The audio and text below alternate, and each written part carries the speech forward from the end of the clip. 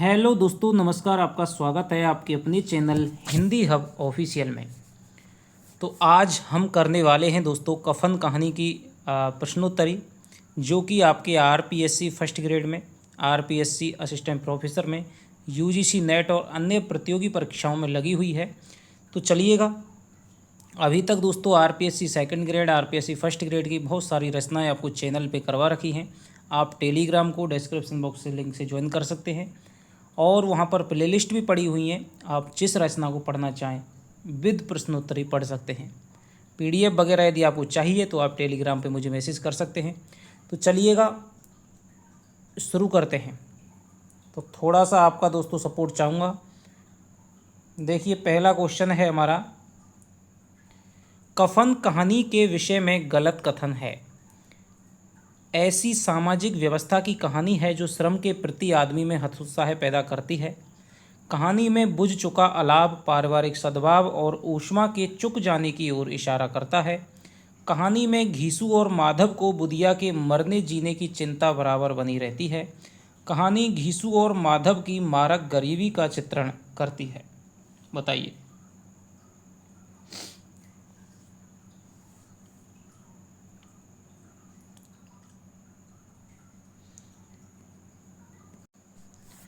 तो देखिए मित्रों, ये आपके आरपीएससी असिस्टेंट प्रोफेसर में आया वो क्वेश्चन है, कफन कहानी के विषय में गलत कथन है।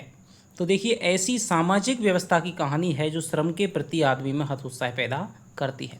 प्रेमचंद जी कहानी में लिखते हैं कि भाई जो घीसू और माधव थे वो ऐसे लोगों से बहुत ज़्यादा बढ़िया थे जो लगातार मेहनत मजदूरी कर रहे थे, क्योंकि इस व्यवस्था में श्रम करने से कोई फ़ायदा तो होने वाला नहीं था। किसान और ज़्यादा दुखी थे।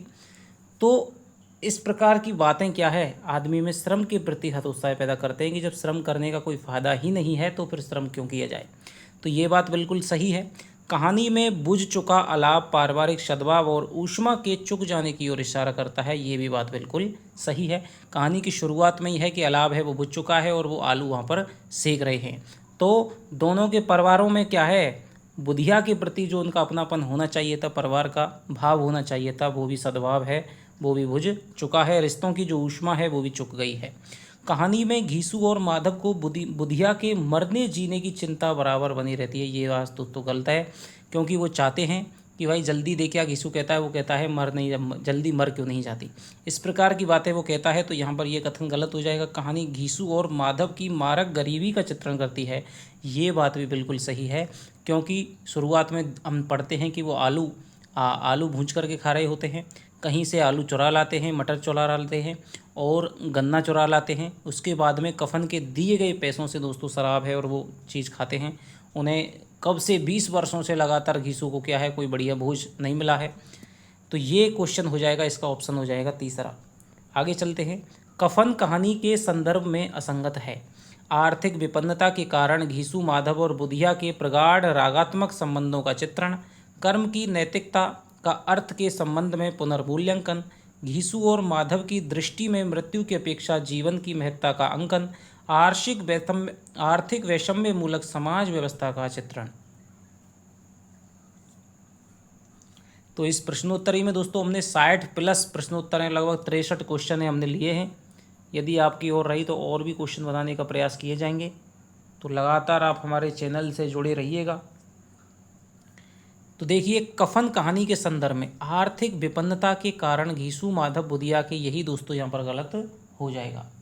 यहाँ पर क्या है, प्रगाढ़ रागात्मक संबंध नहीं है दोस्तों। उनके संबंध तो कैसे हैं, बिल्कुल विरागात्मक हैं। बुधिया मर रही है लेकिन दोनों है वो बाहर बैठ करके एक दूसरे से कह रहे हैं कि तू उसको जा करके देखा। कर्म की नैतिकता का अर्थ के संबंध में पुनर्मूल्यांकन, ये बिल्कुल सही है कि आदमी कर्म क्या करता है, कर्म की नैतिकता क्या है, जो पैसा आता है वो नैतिक कर्म है। तो ये बात बिल्कुल सही है। घीसू माधव की दृष्टि में मृत्यु की अपेक्षा जीवन की महत्ता का अंकन, ये भी बात बिल्कुल सही है कि मृत्यु नहीं चाहते, वो चाहते हैं मर जाए भले बुधिया, लेकिन अपने आप को जिंदा रखने की जो उनकी कोशिश है वो बरकरार है। आर्थिक वैषम्य मूलक समाज व्यवस्था का चित्रण है वो किया गया है कि वो लोग, किसानों की हालत तो बदहाल थी लेकिन वो लोग ज़्यादा थे जो किसानों को क्या है, बेवकूफ़ बना सकते थे। तो इस प्रकार का आर्थिक वैषम्य है वो भी छाया हुआ था। तो ये बात भी बिल्कुल सही है, पहला ऑप्शन गलत हो जाएगा। कफन कहानी के संदर्भ में असंगत कथन है। यह अर्थ के दबाव से संबंधित सामाजिक व्यवस्था की कहानी है। इसमें पति पत्नी बाप बेटे के भावात्मक संबंधों को कुचल दिया है। यह कहानी समाज में प्रचलित नैतिकतावादी धारणाओं का मजाक उड़ाती है। यह कहानी निर्दिष्ट अंतिम बिंदु की ओर नाटकीयता से भागती है। बताइए।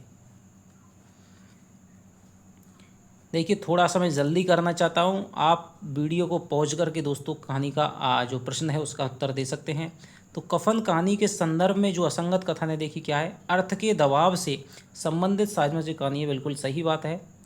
इसमें पति पत्नी बाप बेटे के भावात्मक संबंधों को कुचल दिया है, बिल्कुल सही बात है। यह कहानी समाज में प्रचलित नैतिकतावादी धारणाओं का मजाक उड़ाती है, ये भी बात बिल्कुल सही है। यह कहानी निर्दिष्ट अंतिम बिंदु की ओर नाटकीयता से भागती है। नहीं दोस्तों, हमें लगता है कुछ और होगा, लेकिन क्या होता है, शराब खाने में ही वो क्या है, वहीं पर कहानी है वो रुक जाती है। तो ये नहीं है दोस्तों, नाटकीयता से नहीं भागती है। कफन कहानी के संबंध में असंगत है। कफन प्रेमचंद की कथा चेतना और संरचना में बदलाव उपस्थित करने वाली महत्वपूर्ण कहानी है। कफन कहानी अपनी संरचना को नैतिक समाधान मूलक अंतिम बिंदु के शासन से मुक्त करती है। कहानी अर्थमूलक यथार्थ के कई जटिल आयामों को एक साथ उद्घाटित करती है। कहानी निर्दिष्ट अंतिम बिंदु की ओर नाटकीयता से पहुंचने का प्रयत्न करती है। तो देखिए, यही इसका ऑप्शन है दोस्तों, यही गलत हो जाएगा। कफन प्रेमचंद की कथा चेतना संरचना में अब तक दोस्तों प्रेमचंद है आदर्शवादी कहानियाँ लिख रहे थे, लेकिन कफन हुई, पूछ की रात हुई, ठीक है, इस प्रकार की जो कहानियाँ हैं वहाँ से क्या है, प्रेमचंद में यथार्थवादी चेतना का उदय होता है। कफन कहानी अपनी संरचना को नैतिक, अब तक जो प्रेमचंद थे, पंच परमेश्वर जैसे हो गया, आपका नमक का दरोगा हो गया, ऐसी कहानियों में क्या है, नैतिक समाधान सुझाते हैं, आदर्शवादी कहानियाँ होती हैं। लेकिन यहाँ पर क्या है, नग्न यथार्थ को खुला छोड़ करके वो रख देते हैं, उसका कोई भी समाधान है वो नहीं सुझाते हैं। तो ये भी बात बिल्कुल सही है। कहानी अर्थमूलक यथार्थ के कई जटिल आयामों को, पैसा है, पूंजीवादी व्यवस्था की भी ये कहानी है, तो ये भी बात बिल्कुल सही है। चौथा ऑप्शन है वो गलत हो जाएगा। अगर दोनों साधु होते तो उन्हें संतोष और धैर्य के लिए संयम और नियम की बिल्कुल ज़रूरत ना होती। यह तो इनकी प्रकृति थी, विचित्र जीवन था इनका। उपर्युक्त कथन किस कहानी से उद्धृत है? ममता, कफन, रोज, परिंदे। बताइए। तो ये आपका दोस्तों कफन कहानी से उद्धृत है। घीसू और माधव के बारे में ये कहा गया है। माधव के ब्याह को कितने साल हुए थे? 1 साल, 2 साल, 3 साल, 6 साल।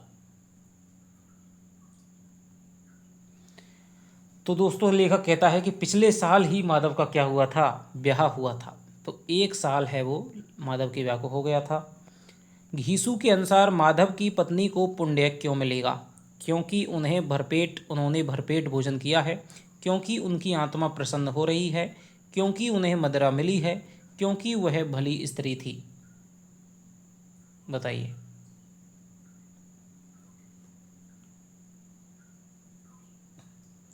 तो ये दोस्तों आरपीएससी फर्स्ट ग्रेड में आपका क्वेश्चन आया हुआ है।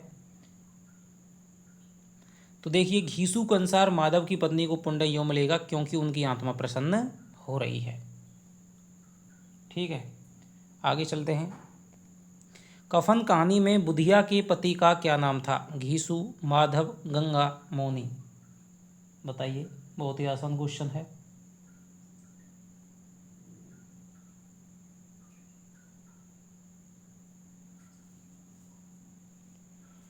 तो बुधिया के पति का नाम हो जाएगा दोस्तों माधव हो जाएगा। बेटे की जवान बीवी बुधिया से पछाड़ खा रही थी, रिक्त स्थान की पूर्ति उचित विकल्प से कीजिए। शिरोवेदना, प्रसव वेदना, हृदय वेदना, उदर वेदना। तो हम जानते हैं कि जो बुधिया है दोस्तों वो क्या है, 1 साल शादी को हो गए थे और प्रसव वेदना से क्या है, वो छटपटा रही थी। कफन कहानी के शुरुआत में आए वातावरण के संदर्भ में असंगत कथन है। जाड़ों की रात थी, प्रकृति सन्नाटे में डूबी हुई थी, सारा गांव अंधकार में लय हो गया था, रह रहकर शियारों और कुत्तों की आवाज़ सुनाई दे रही थी। कौन सा कथन है जो शुरुआत के वातावरण के संबंध में गलत है?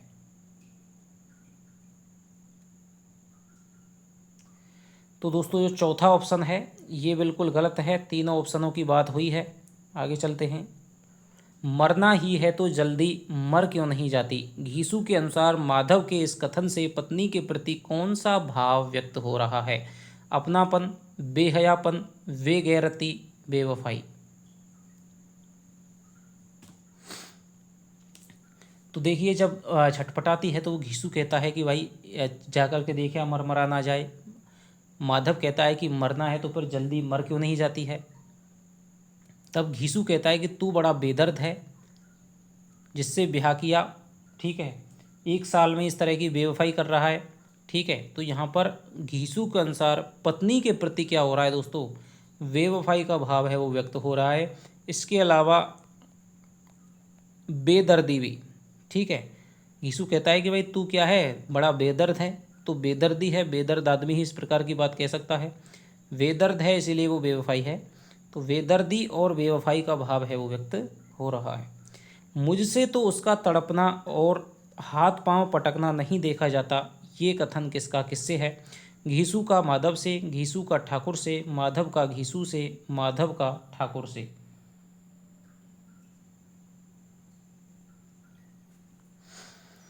तो दोस्तों ये जो कथन है वो किसका है, माधव का है। किससे, घीसू से कहा गया है। आगे चलते हैं। खाली स्थान का कुनबा था, सारे गांव में बदनाम, उचित शब्द से पूर्ति कीजिए। चमारों का, ठाकुरों का, कुम्हारों का, लोहारों का। तो दोस्तों चमारों का कुनबा था और सारे गांव में बदनाम, तो ये आएगा। आगे चलते हैं। घीसू एक दिन काम करता तो खाली स्थान आराम, रिक्त स्थान की पूर्ति करो। 1 दिन, 2 दिन, 3 दिन, 4 दिन। तो इसका दोस्तों उत्तर हो जाएगा आपका 3 दिन। घीसू 1 दिन काम करता तो 3 दिन आराम करता। माधव इतना कामचोर था कि खाली स्थान काम करता तो खाली स्थान चिलम पीता। पंक्ति में क्रम से कौन सा विकल्प उपयुक्त बैठता है। आध घंटे घंटे भर, आधी घड़ी घड़ी भर, पल भर घंटे भर, घड़ी भर घंटे भर। बताइए। बहुत सारे नए प्रश्नों को दोस्तों मैंने लाने का प्रयास किया है जो आपने अभी तक नहीं पढ़े होंगे, नहीं सोचा होगा इस तरह से, क्योंकि कहानी है। बहुत सारे क्वेश्चन यहाँ से आ चुके हैं, शिल्प को लेकर के भी, भाव पक्ष को लेकर के भी। तो अब पता नहीं परीक्षक का कहाँ से कैसे किस प्रकार क्वेश्चन बना सकता है। तो जितने हो सके हैं मैंने आपको करने की कोशिश की है। माधव इतना कामचोर था कि आध घंटे काम करता और घंटे भर क्या पीता, चिलम पीता था। ये ऑप्शन इसका हो जाएगा। जब 2-4 फाके हो जाते तो खाली स्थान पेड़ पर चढ़कर लकड़ियां तोड़ लाता और खाली स्थान बाजार में बेच आता।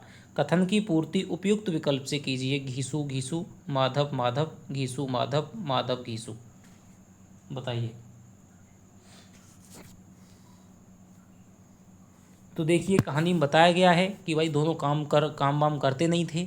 जब बिल्कुल कुछ खाने को नहीं रहता तो क्या करते थे, 2-4 फाके हो जाते तो घीसू है पेड़ पर चढ़कर लकड़ियां तोड़ लाता है और माधव है वो बाजार में बेच आता। तो पहले ऑप्शन में घीसू आएगा, दूसरे में माधव आ जाएगा।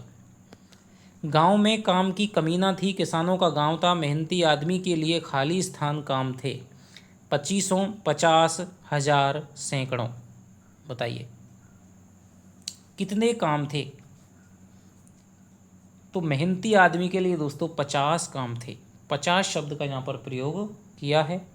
आगे चलते हैं। घीसू और माधव के बारे में लेखक के अनुसार असंगत वक्तव्य है। लोग इन दोनों को उसी वक्त बुलाते जब 4 आदमियों का काम एक से पाकर भी संतोष कर लेने के सिवाय और कोई चारा ना होता। जब तक पैसे रहते तब तक दोनों इधर उधर मारे फिरते, जब फाके की नौबत आ जाती तो फिर लकड़ियां तोड़ते या मजदूरी तलाशते। फटे चीथड़ों से अपनी नग्नता को ढके हुए जिए जाते थे, संसार की चिंताओं से मुक्त, कर्ज से लदे हुए। दीन इतने की वसूली की बिल्कुल आशा न रहने पर भी लोग उन्हें कुछ न कुछ कर्ज दे देते थे। कौन सा कथन है दोस्तों यहाँ पर गलत हो जाएगा। तो देखिए ये बिल्कुल ऑप्शन सही है, ये भी ऑप्शन बिल्कुल सही है, ये भी ऑप्शन सही है। लोग इन दोनों को उसी वक्त बुलाते जब 2 आदमियों का काम एक से पाकर भी संतोष कर लेने के सिवाय। तो यहाँ पर आएगा 4 की जगह दोस्तों 2। ठीक है। लेखक के अनुसार घीसू और माधव के घर में किसके सिवा कोई संपत्ति नहीं थी। बुधिया के सिवा, मिट्टी के 2-4 बर्तनों के सिवा, दूसरे के खेत से चुराए आलूओं के सिवा, फटे पुराने चीथड़े वस्त्रों के सिवा। बताइए। तो लेखक कहता है कि उनके घर में क्या, मिट्टी के 2-4 बर्तनों के सिवा और कोई भी संपत्ति नहीं थी। माधव की पत्नी के बारे में गलत कथन है। उस औरत ने ही इनके खानदान में व्यवस्था की नींव डाली थी। पिसाई करके या घास छीलकर वह पेट भर आटे का इंतजाम करती थी। उसके आने के बाद ये दोनों और भी आलसी और आराम तलब हो गए थे। वह इन दोनों बेगैरतों का दोजख भरती रहती थी।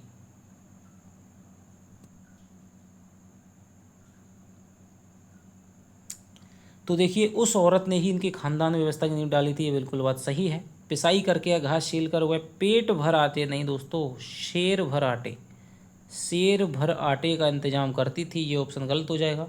उसके आने के बाद ये दोनों और भी आलसी आराम तलब हो गए थे, ये बात बिल्कुल सही है। वह इन दोनों बेगैरतों का दोजख भरती रहती थी, ये भी बात सही है। चुड़ैल का फिसाद होगा और क्या, यहाँ तो ओझा भी 1 रुपया मांगता है। कथन किसका है? लेखक का, माधव का, घीसू का, बुधिया का? बताइए।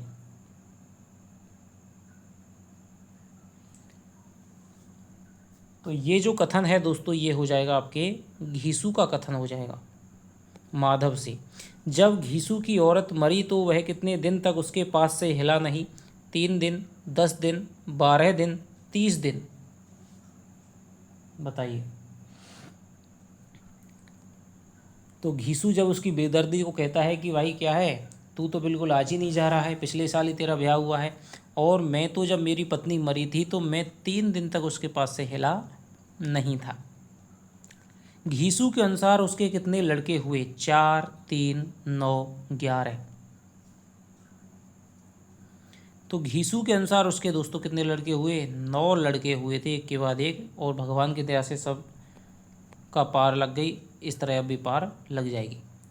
घीसू के बारे में कहानी में लेखकानुसार गलत कथन है। घीसू किसानों से कहीं ज़्यादा विचारवान था।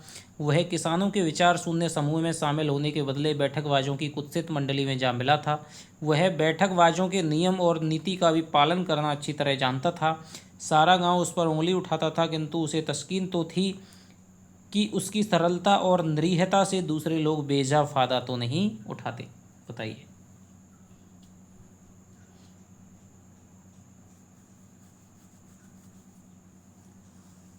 तो लेखक कहता है कि घीसू है, भले ही वो कुछ पढ़ा लिखा ना हो, लेकिन क्या था, विचारवान आदमी था। किसानों से, तो किसान दिन भर मेहनत करते, उनकी भी स्थिति उससे कुछ बढ़िया नहीं थी। तो वो किसानों के विचार शून्य समूह में शामिल होने की बजाय बैठकबाजों की कुत्सित मंडली में जा मिल गया था। जहाँ दूसरे बैठकबाज थे वो गाँव के सरगना मुखिया बने हुए थे, वहीं पर सारा गाँव उस पर उंगली उठाता था, किंतु उसे ये तसल्ली होती थी कि उसकी सरलता निरीयता से दूसरे लोग बेफालतू फायदा तो नहीं उठाते हैं। ये बात भी बिल्कुल सही है। वह बैठकबाजों के नियम और नीति का पालन करना नहीं जानता था। ये ऑप्शन हो जाएगा तीसरा ऑप्शन। कफन कहानी के अनुसार बताइए कि घीसू ठाकुर की बारात में कितने साल पहले गया था? 10 साल, 15 साल, 20 साल, 25 साल? तो दोस्तों, कफन में बताया गया है घीसू है, वो अपने पुराने दिनों की याद करके बताता है कि ठाकुर की बारात में हम गए थे, तो वो 20 साल से पहले गए थे। घीसू के अनुसार ठाकुर की बारात में दिए गए भोज के सामग्री से संबंधित असंगत कथन है। पूड़ी, चटनी, रायता, 4 तरह के सूखे साग व एक रसेदार तरकारी, दही, चटनी, मिठाई, पान, इलायची? बताइए।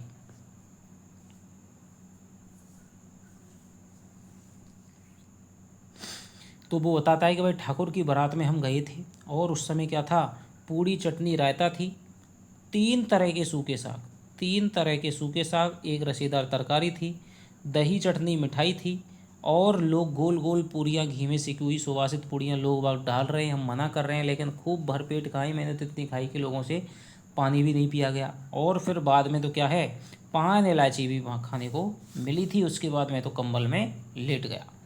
तो ये हो जाएगा दोस्तों दूसरा ऑप्शन है। यहाँ पर 3 तरह के सूखे साग हैं और एक क्या था, रसेदार तरकारी थी। आगे चलते हैं। घीसू के अनुसार आजकल ठाकुर जैसा भोज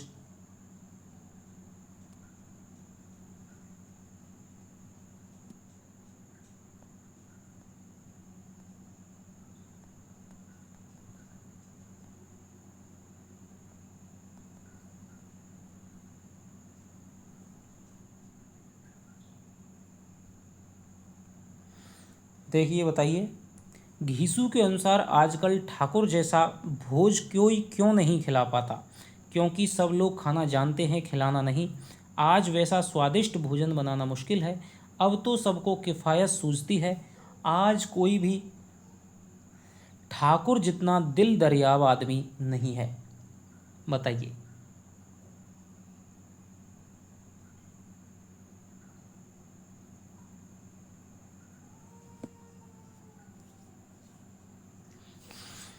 घीसू कहता है कि भाई आजकल ठाकुर ने जैसा भोज दिया था, माधव कहता है आजकल तो कोई नहीं देता।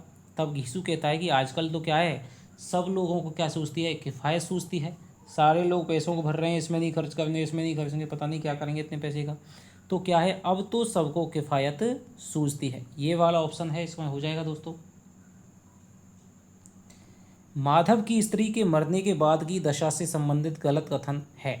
उसके मुंह पर मक्खियां भिनक रही थीं, पथराई हुई आंखें बाहर की ओर निकल आई थीं, सारी देह धूल से लथपथ हो रही थी, उसके पेट में बच्चा मर गया था।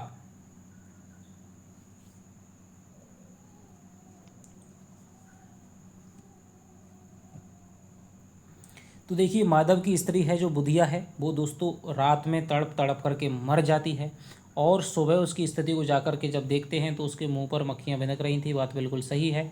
पथराई हुई आंखें बाहर की ओर नहीं दोस्तों, पथराई हुई आंखें ऊपर की ओर टंग गई थी, ये बात गलत है। सारी देह धूल से लथपथ हो रही थी, ये बात भी बिल्कुल सही है। उसके पेट में बच्चा मर गया था, ये बात भी सही है। कफन कहानी के अनुसार चील के घोंसले में मांस की तरह घीसू माधव के घर से क्या गायब था?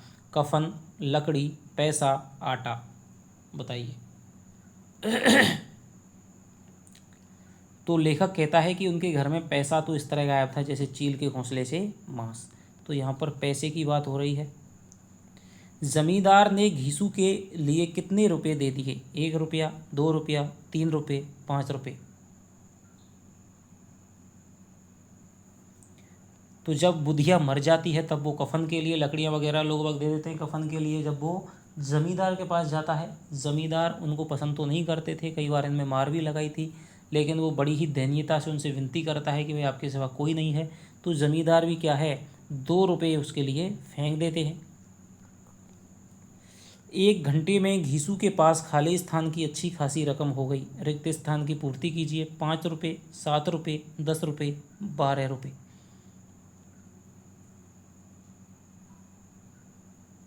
तो सबसे जोड़ जाड़ करके जब जमींदार ने दे दिए तो बनिया महाजनों ने भी उनको रुपए दे दिए। तो 1 घंटे में घीसू के पास 5 रुपये की अच्छी खासी रकम हो गई थी।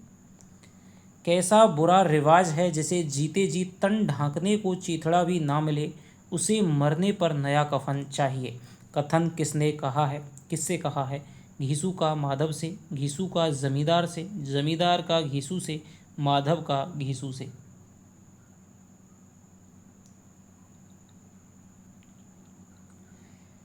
तो दोस्तों घीसू है वो इस कहानी में देखिए, हालांकि अनपढ़ है, गंवार है, लेकिन फिर भी दार्शनिक बातें करता है, हर समय दर्शन बघारता रहता है। और बुरा रिवाज है जीते जी तन ढांकने को, एक घीसू का कथन है। किससे? माधव से कथन है। दुनिया का दस्तूर है, नहीं तो लोग बामनों को हजारों रुपए क्यों देते हैं? कौन देखता है परलोक में मिलता है या नहीं? कथन किसका किससे है? माधव का घीसू से, घीसू का माधव से, माधव का स्वैगत कथन, घीसू का स्वैगत कथन।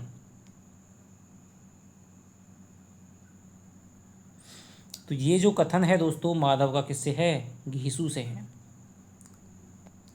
माधव के अनुसार बुधिया बड़ी अच्छी थी बेचारी, क्यों? बिना खर्च करवाए ही मर गई। इन लोगों की खूब सेवा सत्कार करती थी, वो हमारी निष्पापता की साक्षी थी, वो हमें खूब खिला पिलाकर मरी है।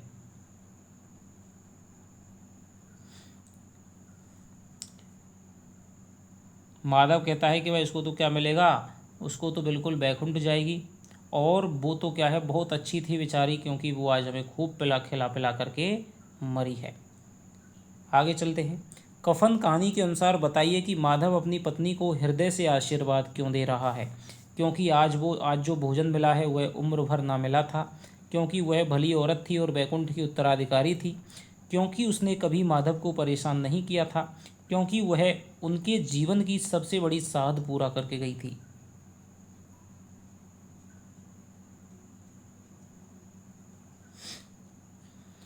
माधव अपनी पत्नी को दोस्तों आशीर्वाद दे रहा है कि मैं तुम्हें, भगवान से कहता है कि भगवान वो बहुत बढ़िया थी, उसको तुम वैकुंठ देगा, और हम आज अपने हृदय से आशीर्वाद दे रहे हैं, क्योंकि आज जो भोजन हमें मिला है वह उम्र भर ना मिला था। हम लोग भी तो एक ना एक दिन वहाँ जाएंगे। माधव के परलोक जाने के इस प्रश्न का घीसू ने कोई उत्तर नहीं दिया। क्यों? माधव कहता है कि हम लोग भी तो भाई एक ना एक दिन वहाँ जाएंगे, वहाँ जा कर के वो हमसे पूछेगी कि भाई तुमने मेरे लिए कफन के क्यों नहीं लाए। तो माधव के परलोक जाने के इस प्रश्न का घीसू ने कोई उत्तर नहीं दिया, क्योंकि वह खाते समय मृत्यु आदि की बात करना उचित ना समझता था। वह परलोक की बातें सोचकर इस आनंद में बाधा ना डालना चाहता था। वह खाने में इतना तल्लीन था कि उसने प्रश्न सुना ही नहीं। वह अपने हृदय के उद्दाम सत्य का सामना ना करना चाहता था।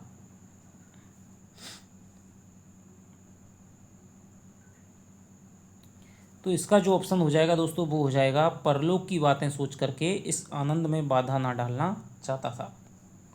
कफन कहानी में घीसू की उम्र क्या बताई गई है? 50 साल, 60 साल, 55 साल, 65 साल, बताइए।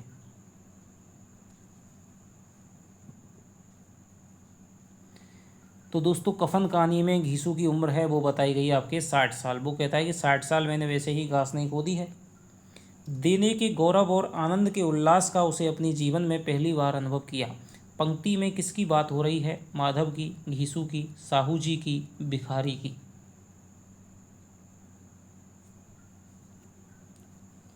तो दोनों दोस्तों पूरी साग वगैरह सब चीज़ खा रहे होते हैं, तभी क्या है कुछ पूड़ियाँ बच जाती हैं, तो वो भिखारी को देख रहा है जो उन्हें भूखी आंखों से घूर रहा है। उसके लिए माधव है वो पूरियों को दे देता है, और उसने जीवन में पहली बार किसी को दिया था, इसमें भी आनंद होता है, ये उसने अनुभव किया था। आगे चलते हैं। रोएं रोएं से आशीर्वाद दो, बड़ी गाढ़ी कमाई के पैसे हैं। कथन किसका किससे है? घीसू का माधव से, माधव का घीसू से, घीसू का भिखारी से, माधव का भिखारी से, बताइए। तो ये दोस्तों कौन कह रहा है? रोएं रोएं से आशीर्वाद दो। तो ये कह रहा है दोस्तों कौन? ये कह रहा है घीसू कह रहा है। किससे कह रहा है? भिखारी से कह रहा है। जब भिखारी को माधव पूरी वगैरह दे देता है तो वो कह रहा है कि भाई रोए रोए से आशीर्वाद दो, बड़ी गाड़ी कमाई के पैसे हैं। घीसू के अनुसार बुधिया वैकुंठ जाएगी क्योंकि मरते मरते हमारी ज़िंदगी की सबसे बड़ी लालसा पूरी कर गई। उसके रहते रहते हमने जीवन के सारे सुख भोग लिए। अपनी मृत्यु से हमें जीवन दान देके गई है। अपनी पीड़ा दुख निराशा को कभी किसी से नहीं कहा। घीसू कहता है कि भाई बुधिया है वो बैकुंठ जाएगी, पक्का जाएगी, क्योंकि मरते मरते हमारी ज़िंदगी की सबसे बड़ी लालसा पूरी करके चली गई। पहला ऑप्शन इसका सही हो जाएगा। कफन कहानी का कौन सा कथन असंगत है? ज्यों ज्यों अंधेरा बढ़ता था सितारों की चमक तेज होती थी, मधुशाला की रौनक भी बढ़ती जाती थी। वहाँ के वातावरण में शुरूर था, हवा में नशा, शराब से ज़्यादा यहाँ की हवा उन पर नशा करती थी। उस अंगारे को मुंह में रखने से ज़्यादा खैरियत इसी में थी कि वह अंदर पहुँच जाए। किसानों के मुकाबले में वे लोग जो मेहनत मजूरी करते थे कहीं ज़्यादा संपन्न थे। मजूरी शब्द है ये। तो देखिए पहला वाला है ये मधुशाला का वर्णन है, सही है। ये भी मधुशाला का वर्णन है। ये दोस्तों जब आलू खाते हैं तो आलू ऊपर से तो छिलने पर ठंडा हो जाता है, लेकिन भीतर से भभक रहा होता है। जब वो दाढ़ के नीचे आता है तब उन्हें पता चलता है कि ये तो अंगारे की समान है, और उसको क्या है वो निगलने में ही भलाई समझते हैं। तो क्योंकि पेट में उसे ठंडा करने के लिए काफ़ी सामान थे, तो ये बात भी बिल्कुल सही है। किसानों के मुकाबले में वे लोग जो किसानों को ठगना जानते थे, उनका फ़ायदा उठाना जानते थे, कहीं ज़्यादा संपन्न थे। तो ये दोस्तों यहाँ पर ऑप्शन गलत हो जाएगा। कफन कहानी के कितने भाग हैं? 2, 3, 4, 5। कफन कहानी के दोस्तों कितने भाग हैं? 3 भाग हो जाएंगे। वह माया जाल से मुक्त हो गई, जंजाल से छूट गई, बड़ी भाग्यवान थी जो इतनी जल्द माया मोह के बंधन तोड़ दिए। कथन किसका किससे है? घीसू का माधव से, माधव का घीसू से, घीसू का ईश्वर से, माधव का ईश्वर से।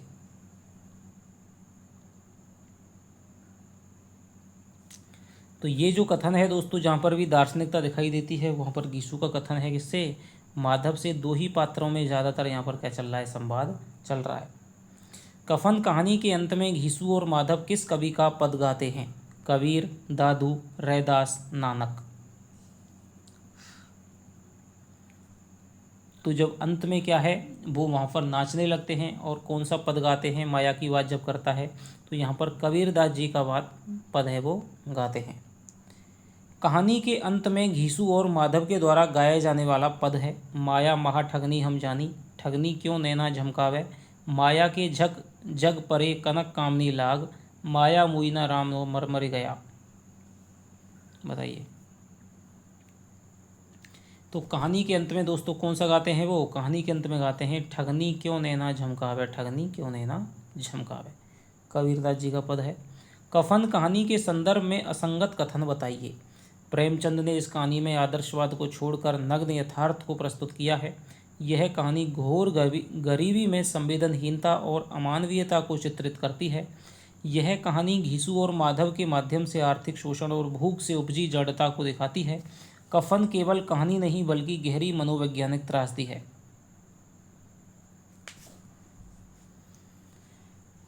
तो देखिए दोस्तों, ये ऑप्शन है बिल्कुल सही है। इसी से मिलते जुलते हमने शुरुआत में क्वेश्चन देखे थे। संवेदनहीनता और अमानवीयता की पराकाष्ठा है कि पत्नी मर रही है और दोनों बाहर बैठे हुए इस पर क्या कर रहे हैं, विचार विमर्श कर रहे हैं।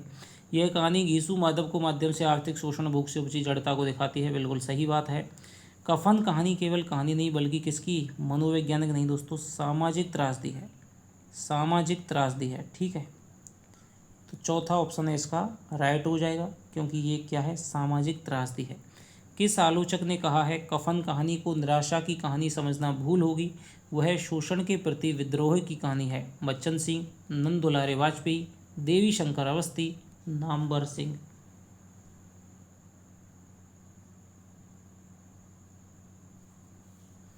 तो ये जो कथन है दोस्तों, ये कहा है हमारे नामवर सिंह जी ने।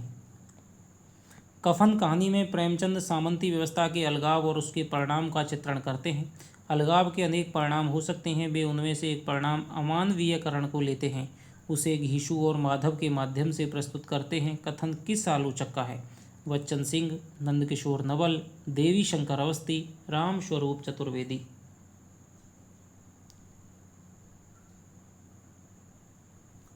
तो ये हो जाएगा दोस्तों, ये कथन है हमारे किसका, नंदकिशोर नवल जी का।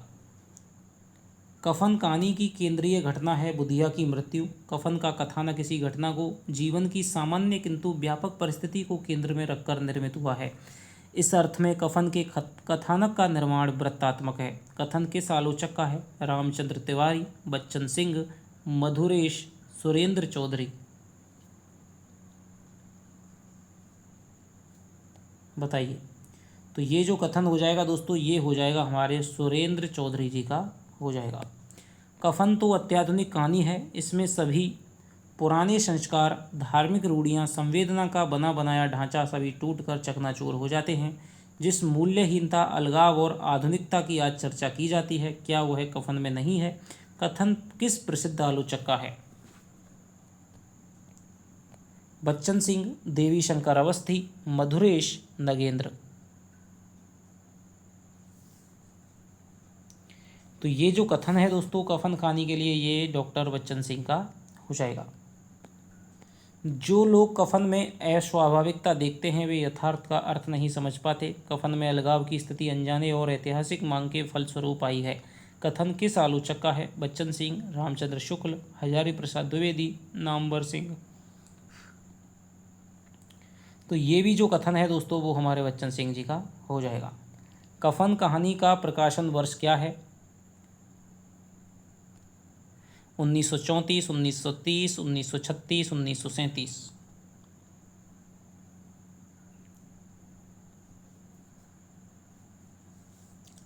तो देखिए, कफन कहानी है दोस्तों मूल रूप से किस में लिखी गई थी, उर्दू में लिखी गई थी और 1935 में लिखी गई थी। लेकिन इसका जो सबसे पहले प्रकाशन है वो अप्रैल 1936 में 1936 में पत्रिका में हुआ था, जिसका आगे क्वेश्चन है। तो इसका ऑप्शन हो जाएगा 3 नंबर ऑप्शन है इसका हो जाएगा। हिंदी में लिखी कफन कहानी किस पत्रिका में सर्वप्रथम प्रकाशित हुई, माधुरी, जागरण, चांद, मर्यादा। बताइए। हिंदी में लिखी कफन कहानी किस पत्रिका में सर्वप्रथम प्रकाशित हुई?